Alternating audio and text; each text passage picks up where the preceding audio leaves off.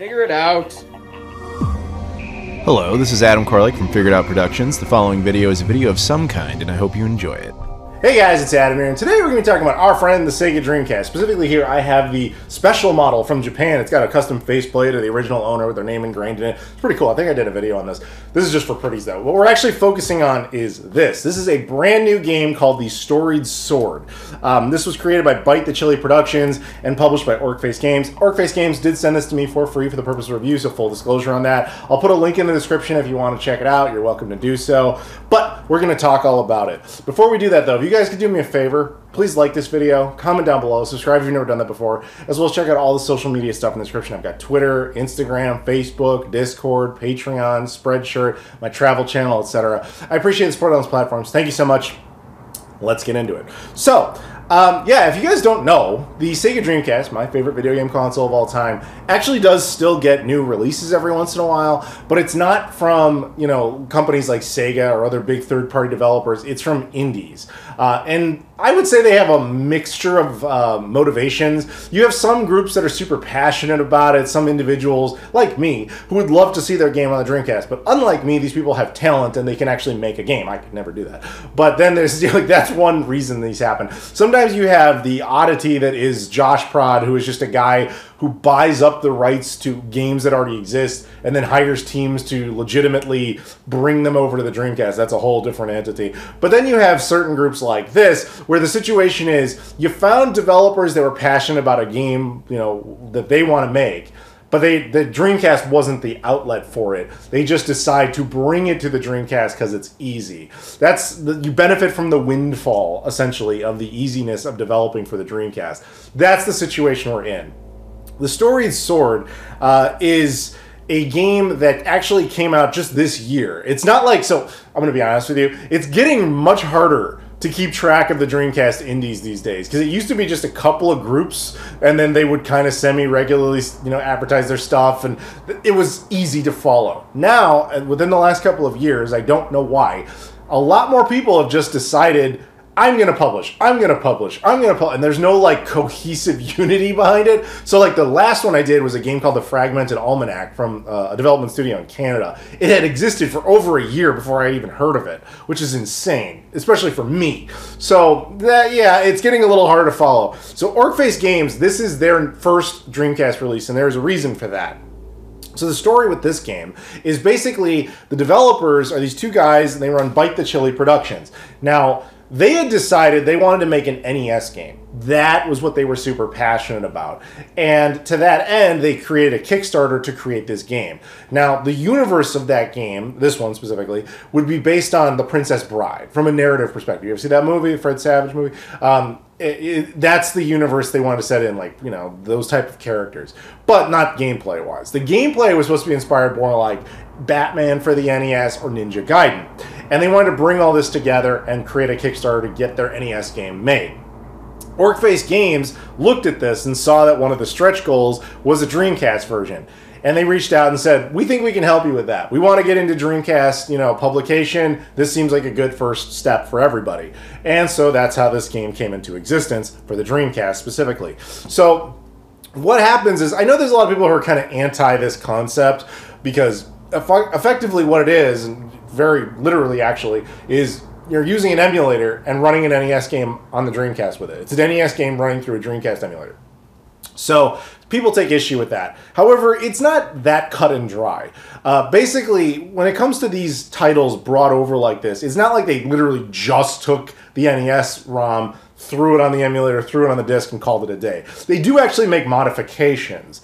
Now, this is kind of common with a lot of these official NES releases on Dreamcast, is that they're like, okay, we're going to do a Dreamcast version, go back into the NES source code, and make certain modifications. Things like, you know, they'll change some icons so that they match, you know, look like a Dreamcast controller instead of an NES controller. Or the text will be slightly different so that the button commands are correct. Or button mapping is different, you know, etc. They make alterations, is the point, and then they use that ROM and throw it on the NES emulator.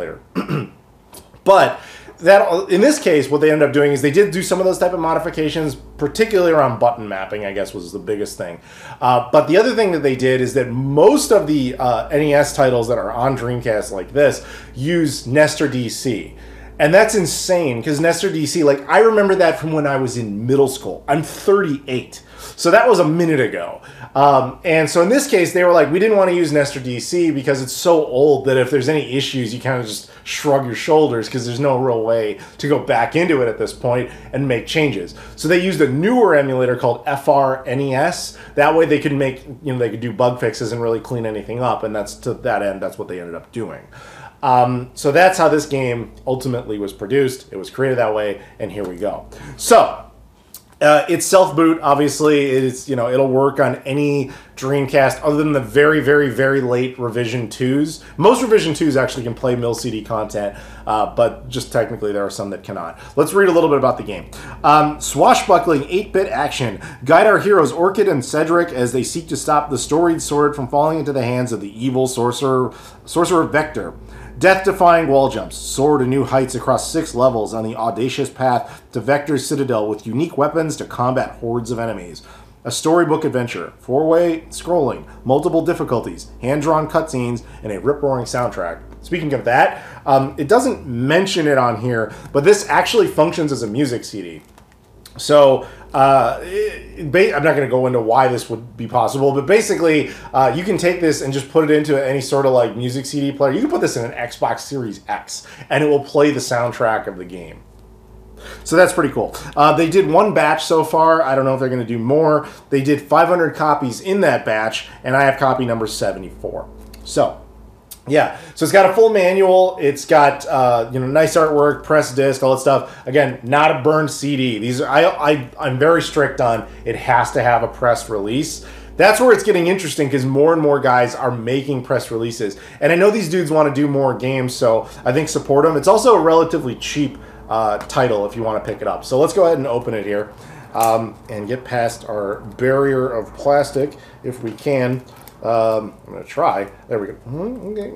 This is not... this is always easier said than done. Okay, like an hour later, here we go. We finally got that done. Okay, get rid of the plastic there. So there we go. Storied Sword, front and back.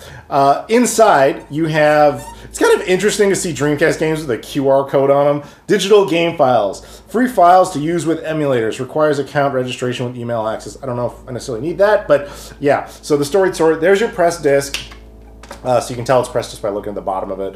But basically, yeah, it uses kind of the European-style artwork, which makes sense. I believe Orcface Games is based in the UK specifically, although the cases are more the NTSC, like jewel case style.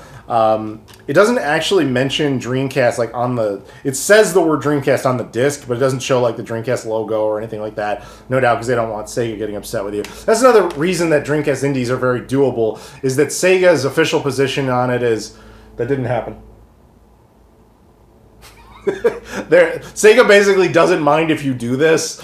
They just don't want you to use their actual logo on it. So that's about it. But yeah, so the behind the disc, it's just got kind of generic artwork of mountains and stuff. The manual, let's go ahead and take this out here if I can. Okay, it's actually a thick manual. Oh wow, it's color too. It's got notes from the developers with a faux signature from both of the developers. And it just kind of explains, this game works with the Sega Dreamcast. A CDI image file is also available for download, so you can add the Storied Sword to your optical drive's emulator if you have one. To play this on PC, insert the disc into your CD-ROM, drive, and browse the files on the disc to access the game.nes ROM file. This file can be used with the emulators such as FCEUX to play the game. To access digital files and detailed instructions, scan the QR code on the back of the manual. That's kind of interesting. They're basically saying, like, hey, if you don't want to play this on the Dreamcast, but you still want to play the game, you can run this disc on a PC using an NES emulator. Okay, all right. That's cool. And then it's got a whole thing about the history of the lore, the Storm Coast, a prologue, and then it's just got a whole big thing on the characters. So you can see the Candlemaster Cedric, very clearly based, again, on Princess Bride right there, which makes sense. Vector the Sorcerer, Operations Manual, Gamepad Operations. It just kind of, it's a manual. But it's surprisingly rich in detail and color. And then it also shows some upcoming stuff. Coming soon from Orc-Face Games, Choo Choo Mimic, which is by Low-Tech, my buddy Alistair, who I've covered some of his games, and Rigged Games, which is my boy John Riggs. I guess they're doing a game together. That's cool. But yeah, that'll be coming up soon, I'm sure, at some point. Now, if you guys will indulge me, we're going to go ahead and actually play the game. All right, here we go. So you have two choices of characters. I cut out the intro stuff. I figured I'd just kind of get into the gameplay here. But yeah, as you can see, it takes obvious inspiration immediately from like Ninja Gaiden and Batman. It felt like that too. So there was a lot of story stuff. I showed you a little bit of it earlier in the video just to kind of make the point about how some visuals can get altered for the purposes of being on the Dreamcast instead of the NES. But yeah, it's an NES game. Like it feels like it. It plays really well too. It's actually pretty fun. It's kind of addictive. Because, like, I'm going to be honest with you guys, I die a lot. And I cut that out for editing reasons. I was like, I'm not, like, amazing. And I just, like, went all the way through my first take or anything. Like, no. I died constantly. But I made some decent progress. So, just for the sake of time, I removed all the death sequence. Just to show you as much of a wide variety of levels and, you know, content within the game. So, yeah, you basically have two types of attacks. You have, like, or at least standard ones. You have, like, this sword. That's what I'm using most of the time here as I jump on these walls, or I try to, anyway. And then you have, like, throw objects. There's, like, the more standard object is, like, a little, like, tiny little sword. But every once in a while, you'll find, like, a power-up, and you have, like, these, like, you know, kind of, not fireballs, but that's kind of how I want to describe them. You'll see them inevitably. I'm sure it'll frustrate people, because I typically save my swords for, my throwing swords for bosses, and I just kind of just attack generally here. NES game, you know, there's predictable patterns, like this guy throwing fireballs at you, so you just kind of wait, you know, stuff like that. Different enemies have different speeds, and, you know, you get on, you know, knees and cut them and stuff like that. So it's an NES game. It's fun, though. I've had a good time playing it. It's one of those games where, like, you get kind of frustrated when you die because you can't believe you did that, and you're like, I'm never doing this again, but just, like, hang on, just maybe, like, try one more time. And then you inevitably continue. It's one of those type of games. This is a very perfect, like, mid-80s NES style game, although because of modern tech and, you know, more time to develop with the NES and everything, it seems to utilize, or I would imagine it utilizes the NES more than most developers did back in the day.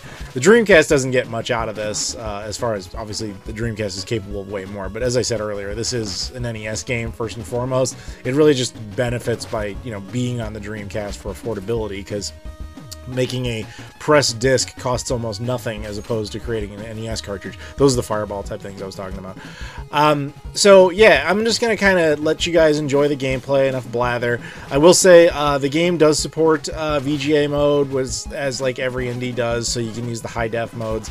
And yeah, it looks very nice, clear, clean, all that sort of stuff. Region free, so I don't know if Orc-Face Games did multiple variants of this, or if they just did the American style jewel case version or not. I genuinely don't know, but either way, it doesn't really matter. Like, they're all region free. It'll work on whatever Dreamcast, except for those very late revision 2s.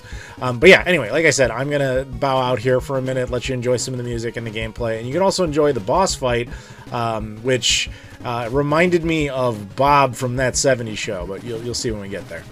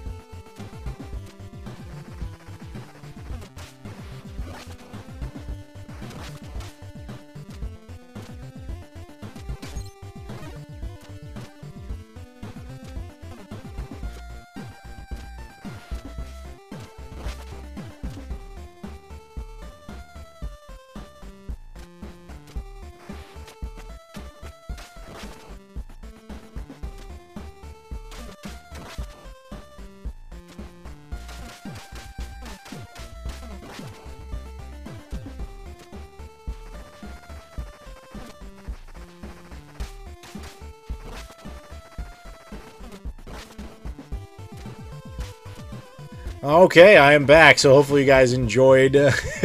You enjoyed some of this. I like these little fire breather dudes. These guys are weird. But yeah, I'm gonna wrap it up here, I think. So if you guys want to check this out, again, there will be a link in the description. You can pick it up from Orcface Games. I want to thank you guys very much for watching. As always, please like, comment, subscribe. Check out all the social media stuff in the description: Twitter, Instagram, Facebook, Discord, Patreon, Spreadshirt, etc. Thank you so much. I'll see you all later.